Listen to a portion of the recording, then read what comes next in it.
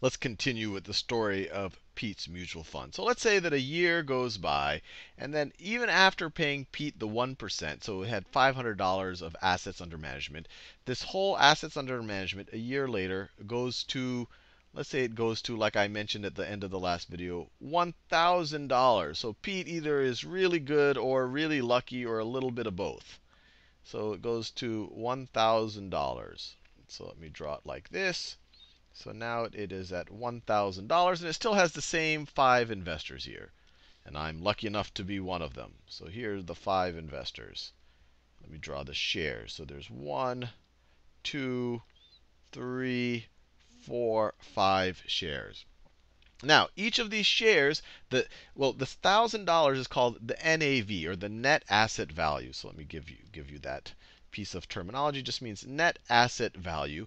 And so there's an NAV per share. The NAV per share right over here is $200. I just took the total NAV and I just divided it by the shares.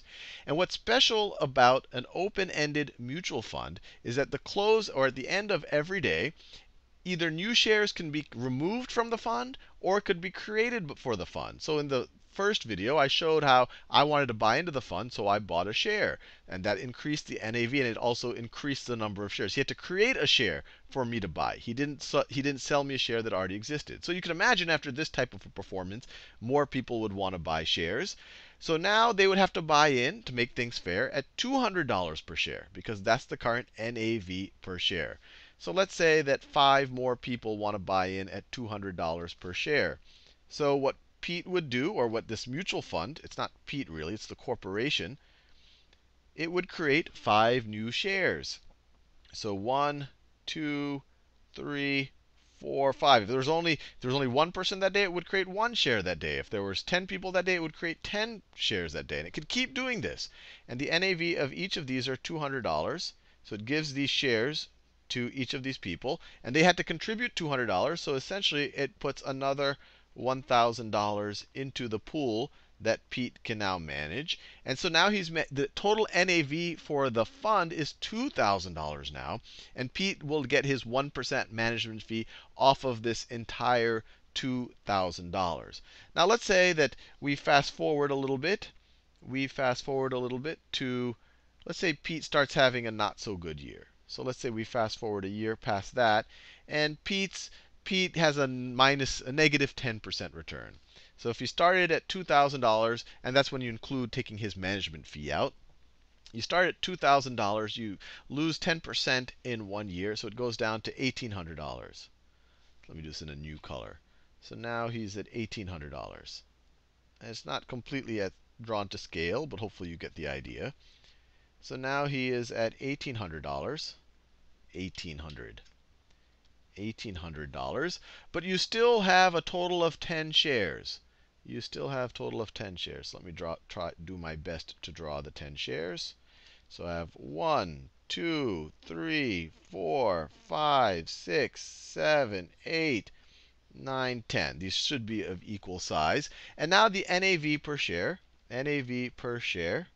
is going to be 1,800 divided by 10, or $180. And let's say that I get a little bit freaked out by this recent performance, and I have some other commitments with my money. So I say, Pete, you need to buy my share back for me. So what Pete does is he would give me back $180. So the total NAV would lose $180. So it would go down $180. So we would take this out of it. 1,800 minus 180 is 1,620. So now it is 1,620. And they would buy back a share from me. So they would cancel one of the shares. But notice the NAV per share does not change. By me redeeming my share, it does not change what happens to everyone else. Now you have 1,620 divided by 9 shares. That should still get you to be $180 per share, if I did my math right. So 1,800 divided by minus 180 gets you 1,620.